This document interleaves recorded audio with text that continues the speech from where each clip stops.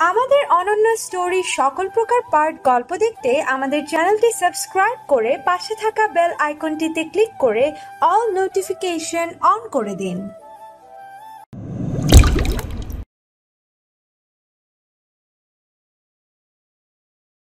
আর একদিন পর নেহালের বার্থডে, তাই 2 দিন ধরে নেহাল ভার্সিটিতে যাচ্ছে না, আর রিয়াকেও যেতে দিচ্ছে না। শুধু রিয়াকে নিয়ে ডিসকাস করছে কিভাবে পার্টি অ্যারেঞ্জ করবে, কিভাবে বার্থডে স্পেস সাজাবে, কাকে কাকে ইনভাইট করবে। আর একটা কথা তো রিয়াকে বলবেই, সেটা হলো রিয়া তাকে কি গিফট করবে সেটা মনে করিয়ে দেওয়া।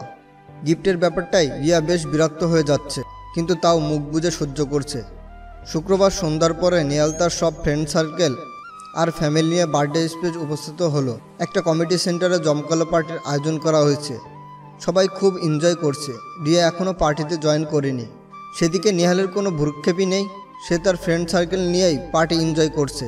রাত 10টায় কেক কাটা হবে, এর আগে সবাই যে যার মতো ফুর্তি করবে। সময় গড়িয়ে যাচ্ছে, 10টা বাজে আর 10 মিনিট বাকি।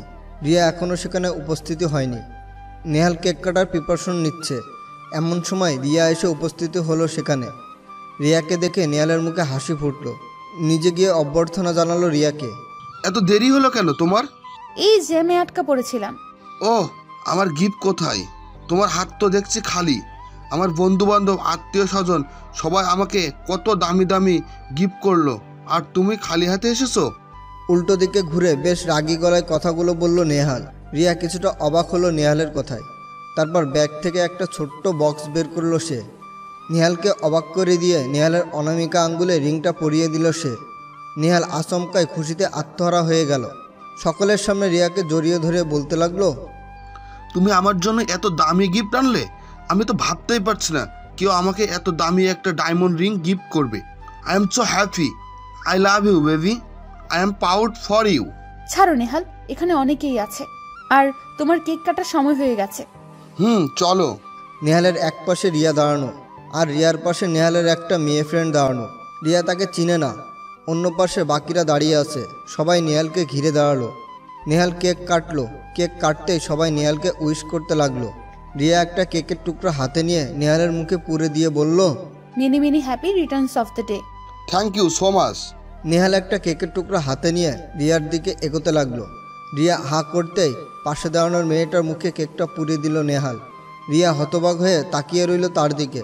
ব্যাপারটা তার জন্য মারাত্মক অপমানজনক। সেদিকে নেহালের কোনো ভ্রুক্ষেপই নেই, সে সবার সাথে ফুর্তি করছে।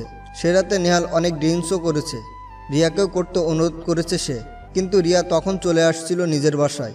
এসব ড্রামা আর ভালো লাগছে না, নিজেকে আজ যথেষ্ট ছোট মনে হচ্ছে তার। আরও 2 দিন পর নেহাল ভার্সিটিতে এলো। এই 2 দিন রিয়া না নেহালের সাথে যোগাযোগ করেছে, আর না যোগাযোগ করার চেষ্টা করেছে। অবশ্যই নেহাল কয়েকবার ফোনে ট্রাই করেছে, কিন্তু পায়নি। রিয়া মন খারাপ করে ভার্সিটির বটগাছটার নিচে বসে আছে। এমন সময় মিম এসে তার পাশে বসলো। হাই দোস্ত, কি খবর? এই তো ভালো, তোর কি খবর? আজকাল তোকে দেখাই যায় না, ভার্সিটিতে আসিস না কেন? না, এমনিতেই। যাই হোক, ভালোই আছিস তাহলে? কিন্তু তুই ভালো নেই। কি রে, বুঝলি? ছোট থেকে একসাথে বড় হয়েছি দোস্ত, তোর মুখ দেখেই বুঝতে পারি সব। কি হয়েছে বল, দেখি কিছু করতে পারি কিনা। আরে কি যে বলিস, কিছু হয়নি। বলবি না তো? আচ্ছা, চাপ দেব না, চল ক্লাসে যাই। না রে, ক্লাস করার মুড নেই, তুই যা। ওকে। মিম চলে গেল। রিয়া নিচের দিকে তাকিয়ে বসে আছে। এমন সময় নেহাল এসে ওর পাশে বসতে হাত জড়িয়ে ধরলো। কি হয়েছে রিয়া? একটা ফোন দিচ্ছ না, আমার কোনো ফোন রিসিভ করছো না। Anything wrong? এখানে কেন এসেছো? তোমার ওই বন্ধু কোথায়? কোন বন্ধু?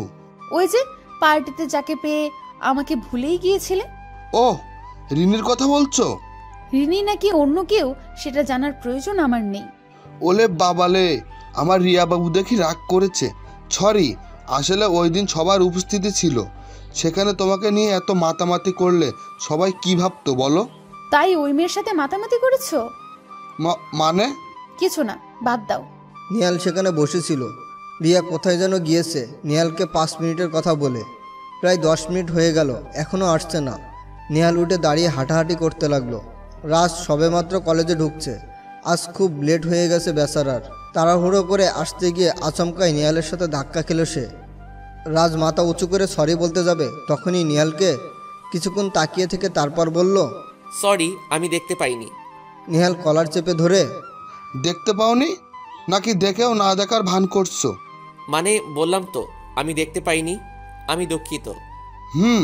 কিরকম বেহায়া ছেলের বাবা, কেমন বাবা মা জানি জন্ম দিয়েছে, পরের ভালোবাসা কেড়ে নেওয়ার জন্য আর কত নাটক না জানি করবে। খুব অপমানজনকভাবে কথাগুলো বলল নেহাল। বাবা মাকে নিয়ে কথা বলায় প্রচণ্ড রেগে গেল রাজ। শরীরের সমস্ত শক্তি দিয়ে নেহালের বুকে দুইটি ঘুষি বসিয়ে দিল। ছিটকে দূরে গিয়ে পড়ল নেহাল। রিয়া ফিরছিল নেহালের কাছে, তখনই দেখতে পেল রাজ নেহালকে মারছে। মাথার রক্ত গরম হয়ে গেল তার। দৌড়ে নেহালের পাশে এসে দাঁড়ালো। কি হয়েছে নেহাল? রিয়াকে দেখে ন্যাকা কান্না করে দিল নেহাল অভিনয় করে। খুবই মন খারাপ করে বলতে লাগলো, রিয়া, তুমি চলে যেতেই ওই ছেলেটা আমার কাছে এসে আমাকে শাসাতে লাগলো। আমি নাকি ওর ভালোবাসা তোমাকে ওর কাছ থেকে কেড়ে নিয়েছি। আমি কত করে বললাম আমরা দুজন দুজনকে ভালোবাসি, কিন্তু ওর বারবারই আমাকে শাসাতে লাগলো, গালি দিতে লাগলো। আমি যখন বললাম আমাদের দুজনের ভালোবাসা কেউ আলাদা করতে পারবে না, তখন সে আমাকে সজোরে আঘাত করলো। কথাগুলো বলেই নেহাল আবারও কাদার অভিনয় করতে লাগলো। রাজ এক দৃষ্টিতে ওর দিকে তাকিয়ে আছে। কিভাবে পারে একটা ছেলে আর একটা ছেলের নামে এত বড় মিথ্যা অপবাদ দিতে? রিয়া বেশ রাগি চোখে রাজের দিকে এগোতে লাগলো। রাজ খুব ভয় পেয়ে ঢোক গিলছে বারবার। আচমকায় রাজের দুই গালে ঠাস ঠাস করে দুইটা থাপ্পড় দিল রিয়া। রাজ আবারও ছলছল চোখে তাকিয়ে থাকলো রিয়ার দিকে। রিয়া বলতে লাগলো, কখনোই আমাকে একটু শান্তিতে থাকতে দিসনি, এখন কেউ আমাকে ভালোবাসে সেটাও চাস না তুই? তুই কেমন রে? কারো ভালো থাকাটা কেন তোর ভালো লাগে না রে? ঘৃণা লাগে তোকে দেখলে, ছি। রাজ রিয়ার কথায় কোনো প্রতিবাদ করলো না, মাথা নিচু করে চলে গেল সেখান থেকে। নেহাল একটা শয়তানি হাসি দিল। রিয়া নেহালের দিকে ঘুরে তাকায়ে সামলাতে লাগলো। নেহাল আবারও ন্যাকা কান্না শুরু করে বলতে লাগলো, আমাকে তুমি ভুলে যাও রিয়া, তা না হলে ওই ছেলে তোমাকে আর আমাকে দুজনকেই মেরে ফেলবে। ওর হাত ভেঙে দিব আমি যদি আর কখনো ওকে আমার আশেপাশে দেখি। আমাকে চেনে নাও। কঠিন গলায় বলল রিয়া। এমন সময় রিয়াকে আচমকায় নিজের দিকে ঘুরিয়ে ঠাস ঠাস করে গালে 4টা চড় দিল। তারপর নিজের গালেও নিজে 2টা চড় দিল আকাশ। ঘটনায় হতবাক হয়ে গেল। আকাশের দিকে তাকিয়ে আছে নেহাল আর রিয়া। আকাশের চোখ দিয়ে যেন রাগের রক্ত ঝরছে। নেহাল বলে উঠল, তোর কত বড় সাহস, জুনিয়র হয়ে সিনিয়রের গায়ে হাত তুললি? রিয়া নির্বাক হয়ে তাকিয়ে আছে। যার গায়ে আজ পর্যন্ত কেউ হাত তুলিনি, আজ তার জুনিয়র একটা ছেলে তাকে থাপ্পড় দিল। তোমার সাহস হলো কিভাবে আমার গালে, এই রিয়া চৌধুরীর গালে থাপ্পড় দেওয়ার? ঝাঁঝালো কণ্ঠে বলল রিয়া।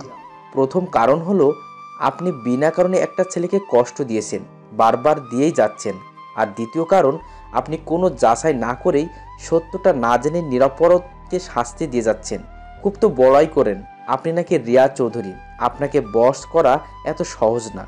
তো আজ আপনি এতটাই বশীভূত হয়ে গেছেন, ন্যায় অন্যায় আপনার চোখে পড়ছে না, জাস্ট নিজের রাগটাই ওই রাজের উপর ঝাড়ছেন। কি করেছে ওই বেচারাটা? আপনার কি কোনো ক্ষতি করেছে সে? হ্যাঁ মানছি, ও কোনো এক সময় আপনাকে জ্বালাতো, বারবার ভালোবাসার দাবি নিয়ে আসতো, আর বারবারই আপনি ওকে যা ইচ্ছা তাই করে অপমান করে ফিরিয়ে দিয়েছেন। কিন্তু বলতে পারবেন কি সেদিনের পর থেকে এক মুহূর্তের জন্য আপনার কাছে এসেছে ও? ইনফ্যাক্ট আপনার দিকে তাকিয়ে পর্যন্ত দেখছে না। আর আপনি ওকে আবার বিনা কারণে মারলেন? আপনি কি মানুষ? বিনা কারণে মারিনি, ও নেহালকে অপমান। ব্যাস রিয়া চৌধুরী, ও নেহালকে অপমান করিনি, বরং আপনার ওই নেহাল ছেলেটাকে অপমান করেছে। কি বলতে চাও তুমি? আমি নিজের চোখে দেখেছি ও নেহালকে থাপ্পড় মেরেছে। কেন মেরেছে সেটা দেখছেন? নেহাল সবটা বলেছে আমাকে। মিথ্যা বলেছে। আপনি তো অন্ধ, তাই আপনাকে আরো অন্ধে পরিণত করতে চাচ্ছে আপনার ওই তথাকথিত প্রেমিক নেহাল। মুখ সামলিয়ে কথা বলো। সত্য কথা বলতে এই আকাশ কোনোদিন পিছপা হয়নি, আর হবেও না। আরে ছেলেটা লেট হয়ে যাওয়ায় না হয় তাড়াহুড়ো করে আসতে গিয়ে নেহালের সাথে একটু ধাক্কায় লাগিয়ে দিয়েছিল, এটাই কি তার অপরাধ? আর এর জন্য নেহালের কাছে নিজে থেকে সে সরিও বলেছে। তারপরও আপনার ওই তথাকথিত প্রেমিক নেহাল ওকে যা ইচ্ছা তাই বলে অপমান করেছে। শুধু অপমান করে ক্ষান্ত হয়নি, ও রাজের বাবা মা ইনফ্যাক্ট ওর জন্ম তুলে কথা বলেছে। তাই এইটা সহ্য করতে না পেরে রাজ নেহালকে আঘাত করেছে। রিয়া আকাশের কথায় শুধু অবাকই হচ্ছে। আকাশ আরও বলতে লাগলো, যে ছেলেকে এত অপমান করার পরও মুখে তুলে তাকিয়ে পর্যন্ত দেখেনি, সে আজ হঠাৎ কেন এত কঠোর হয়ে নেহালকে থাপ্পড় দিল, সেটার আসল কারণটা জানতে একবারেরও জন্য কি আপনার ইচ্ছা হয়নি? ওই মিথ্যাবাদী নেহাল যা বললো তাই আপনাকে বিশ্বাস করতে হলো? সি, আপনার দিকে তাকাতেও আমার ঘৃণা হচ্ছে। হনহনিয়ে আকাশ সেখান থেকে চলে গেল। রিয়া কঠোরভাবে নেহালের দিকে এগিয়ে জিজ্ঞেস করলো, ও যা বলে গেল তা কি ঠিক? না মানে ও মিথ্যা বলছে, বিশ্বাস করো। আকাশ একদম সত্যি কথা বলেছে। পিছন থেকে কেউ একজন বলে উঠল। রিয়া আর নেহা দুজনেই কারোর এই কথায় পিছনে ফিরে তাকালো।